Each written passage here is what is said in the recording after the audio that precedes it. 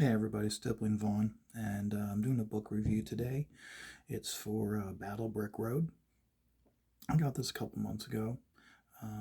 Read it about 3 times. So now I'm going to do a short review. My reviews lots of times are not that long. Main reason being is because the reason why it's not that long is because I don't want to give away too many spoilers. I want you to be able to go and buy it. And even though the campaign has closed, take a look. The sign up list right now is going on for Battlebrick Road 2 Orin Indiegogo. All you have to do is put in your email address, select the terms that you accept, the privacy terms, hit sign up. It then says, okay, go to your email. You go to your email, you open up that email, and then you use that email to confirm your order. Okay, and the new cover, he's already shown that he has a new cover for Battlebrick Road 2, and he shows that you have the original one. So most likely, you're going to be able to back the first book with this new campaign.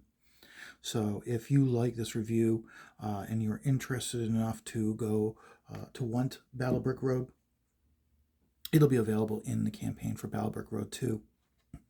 I got the cover with the Kenneth Rocafort, and it is a great cover.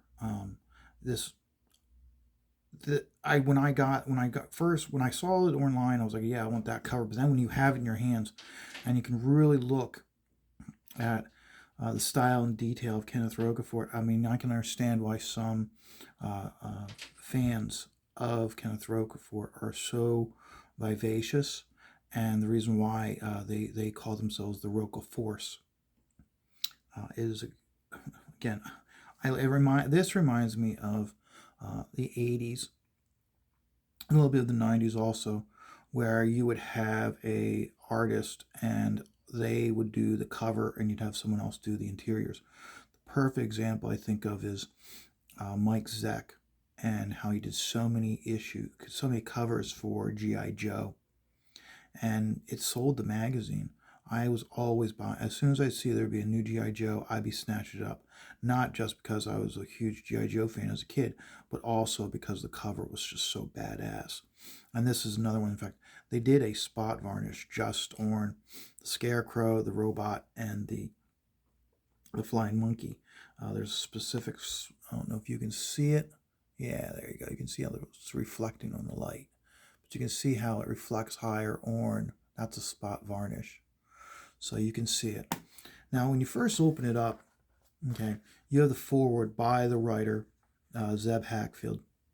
And what's really great about this foreword is he talks about how he being part from Kansas. The Wizard of Oz is part of the culture. And so for me, it always comes down to, remember, draw what you know, write what you know. Okay, so it made sense for him to want to do a variation sci-fi version of The Wizard of Oz because of the fact that it's part of the Kansas culture, because of the book beginning to take place in Kansas. And when you first open up the book, it's great. You have a chapter page, and not just in the chapter page, but you have all full color here. But as you bleed out, okay, the color comes less, and you have the black and white artwork. Because of this taking place in our world, you see the pencil lines. Let's see here. You can see how he didn't go over that with an ink. He just left the pencil lines there. So it has a different feel from when you get from the real world versus getting into the land of Oz. And again, right off the bat, you have an establishing shot showing how our world is barren, basically a large desert. And you have in the distance your flying vehicles, another shot of them, and then lastly, you have your flying vehicles. It reminds me of, what was the movie? Battlefield LA, how the aliens have landed, and then you see those scenes with the helicopters flying in towards the city, and then you do intercuts so you can see that the helicopters are like moving around like this, not just flat and even. And you get intercutting a frontal shot, a rear shot, and then an interior shot. And so your brain automatically goes in and is doing those things with these panels and how they did the layout. Very nice. And then, of course, what I really like also is how the costuming on our characters is simple and basic. We don't need to have, like, if this was an actual movie or a movie adaptation, this guy would be decked out to the nines and all sorts of tactical gear and shoulder pad, big ass shoulder pads, and all the zippers and folds of the fabric, and you get what I'm saying. And by doing it as a simple costuming, almost like a jumpsuit, makes it much more easier to draw. Plus, also it's one of those like it's not needed. So, and again, we just get intercuts of the ships flying, jumping straight into. And here's another thing also is that you have a lot of detail, but because of the front, like I said, your brain's filling in the holes. That your brain's like, okay, it's action, it's moving moving the ships and everything. And then we jump straight into the action with our flying monkeys. We are introduced right off again to, this is Dorothy, our main character, and then of course we have Toto, her protector. So, and right off the bat, we go from here, and when we go into her past with her father, we see a couple pages with her father. I don't want to go too far into that. The primary reason why I don't want to go too far into it is because I want you to read, so I'm not going through page by page. And of course, her father had this flannel scarf, and he's now giving it to her, which we now see her accepting. So, and again, we can see the pencil lining, which at first did bother me. It was like lazy. The coloring was doing it enough to show that this is the real world. But looking back on it, I do like it because, again, it shows a different, significant style from the real world to the Oz world. And you'll see what I mean when I get to that page. Another thing that kind of bothered me, though, is I understand, see, on a regular person, okay, if you take your hand and you hold it and you place this part here of your hand and you place against your chin, okay, your fingertips are going to come up to about here. On children, that it is true that their hand is going to be smaller, but not that small. It's one thing he did do throughout it with drawing her as a little girl, made the hands way too small. And plus also many times when you have children, children have what's called baby fat. And children's hands are not, they're smaller, they can be pudgier. They have a significant different look from a regular person's hand. This is a very minor criticism, but I mean, it's criticism nevertheless. Whether Eric sees this and decides, yeah, he's right, and I can do a better job in the future, great. If he tells me I'm full of shit, that's his prerogative. Remember, all I'm doing is critiquing his work. Let's see here. We jump to New Chicago. Okay, we have a futuristic world, futuristic building. Again, if this was a movie, it would be an elaborate outfit. We don't need an elaborate outfit. We don't need to know any of this information. It's a futuristic looking outfit.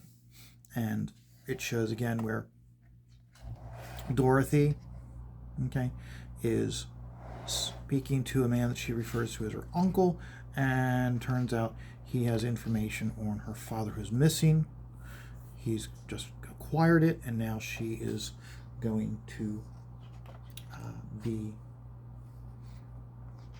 she's now going to earn the search. Now remember, the coloring has a significant look. The reason why the coloring has a significant look is because here's the last page of the real world, and then we go to Oz. You can see that the coloring is significantly different, much more vibrant. Remember when I was saying about how the darks, how in shadows, how you could see the pencil line? You don't see it anymore. He fills it all in. And again, we have another chapter 2 page,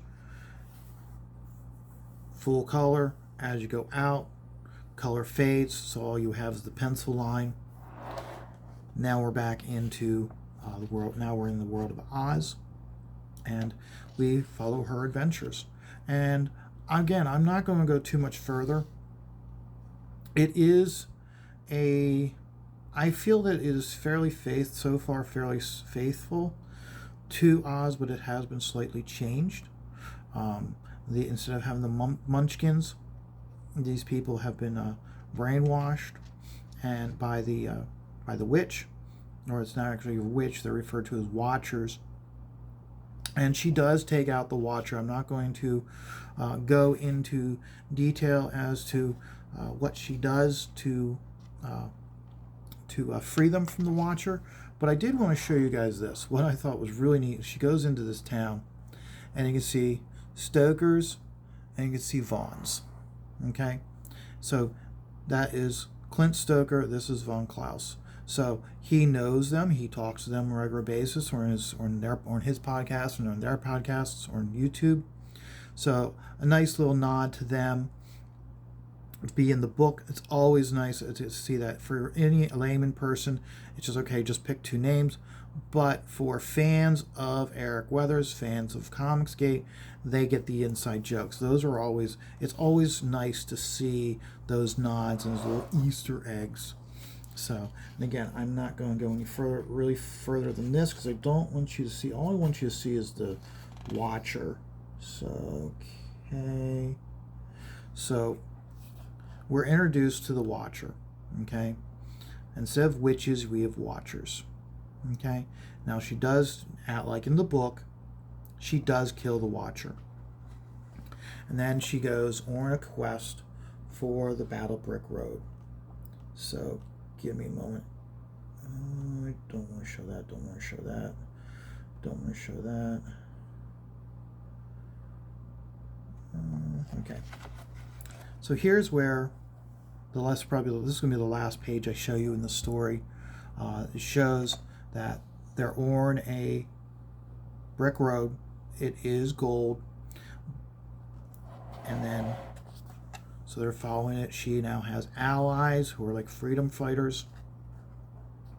And we get a sense of how we have a much more vibrant, luscious world as opposed to the barren dust bowl that she came from. So she's going to be, and she does, the way they do the dialogue, she is in awe throughout about how it's so much different and so much green than the world she's in. So last thing is, as a backup story in it, let me go to it. We have this Meet Me in St. Louis. And it's a short story variation of Battle Brick Road. It's completely different.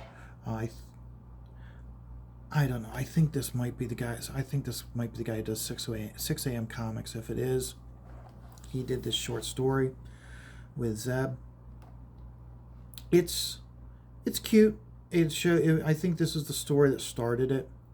It was cute, and I enjoyed it. And then, of course, we go to the very end here, and we have Battle Brick Road, showing you an idea of showing you the cover without colors of John Malin's cover. Now, we still, right now, we can guess that might become the Tin Man. That's definitely the Scarecrow. And we're probably getting a glimpse of what the line will look like. So, the one thing I would say about this book that I wasn't all that keen about, that I do see in other Comicsgate books and crowdfunding books in general, is many times the creators will put more filler in the back, whether it be production drawings, spot illustrations, pin-ups that they got other creators to do. I know some are now going as far as if they have a art contest, they'll do a couple pages showing the art submissions or the best pieces will be in the book. Personally, I feel that because of this being a crowd-funded book, it's important to put that stuff in the back of the book. And the reason why it's important to put them in the back of the book is eventually, and I do believe this, eventually it's going to become a practice amongst creators after they've had a very successful crowdfund campaign, like a year and a half later. He's got 2 issues of a comic book here. Okay. It'd be very easy to have this reproduced as a floppy, with the staples in the side, not have it perfect bound, just have a rubber floppy, and have that as a book. And like I said, you could have 2 issues right here they could have in the comic book stores, because regardless of this whole cancel culture stuff and this culture war stuff, one thing that you cannot argue against is commerce. And with what's going on with Marvel and DC and with all the other companies, comic book stores need to have good product to be able to bring people in and to get people to return, to come back in. So having this available because remember, they've made their money with this. So most of the expenses for coming up with this as a floppy are relatively going to be much less. Now, the profit margin of doing a book for a retail store is going to be less because of having to have a certain price point, but then providing it to the store owner at a lower price point so that they can make their money. Crowdfunding right now is showing that you can make more money crowdfunding than doing mainstream. But that doesn't mean that our creators aren't going to be looking at going into the retail business or supplying retailers with their product, because economics. If they can make more money, if they can take this book, split it in 2, and now have 2 books available for the store owners to sell, that's great. Because what they can do then is, by doing that, they can put like inside the back here, like this is a blank page. Okay. If this, let's say I bought this as a floppy and I bought this in the back, I bought this at the comic book store. Okay. You'd want to have, okay, in this back page, an advertisement for whatever campaign you're about to launch. So that way you get the person buying it from the retail store. Either they're going to go and wait for the second issue to come out, or once they see the campaign in the back of the book, they then have the option is if this is available as a stretch or as an add-on, they may just outright back it when they back whatever the future campaign is.